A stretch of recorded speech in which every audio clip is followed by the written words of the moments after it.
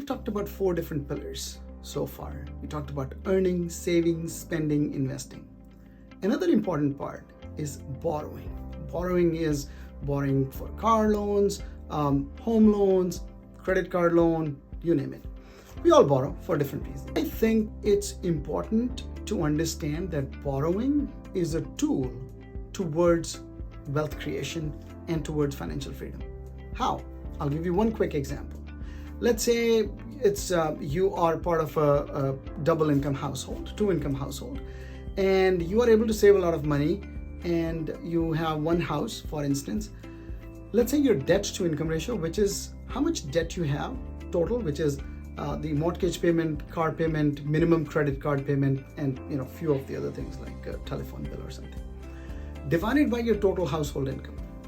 If your debt to income ratio is less than 40%, I think you can add more debt in your life and buy more real estate to increase your chances of wealth creation and actually accelerate your journey towards financial freedom. Banks will allow you to borrow money until you reach about 43, maybe even 45% debt to income ratio.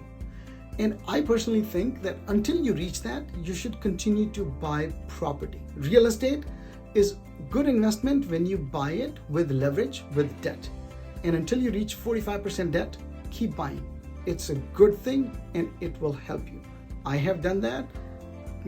Right now we have our primary home, and we had 2 other properties. We sold one earlier this year, but we still have another property. Always go to maybe 35%. If you want to play it safe, let's say you want to buy another car soon and you want to leave some room, you can go to maybe 35%. But if you're below 20%, you are literally losing money. You're leaving money on the table. Use debt wisely. And the rule of thumb for debt, anything under 5%, with eyes closed, you should take it on. No problem with that.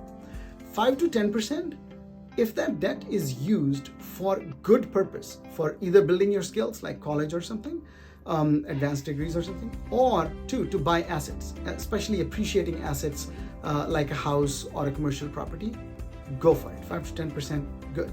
Above 10%, I just do not recommend that, especially in the US. I think it's over 10%. The interest rate is too high. The interest payments are too high, and I can't recommend that. I think the math doesn't work out. So go ahead, look at your debt to income ratio, and if it's lower than 40%, you have room. Buy a property. Thank you so much. Tune in tomorrow. We'll talk about planning.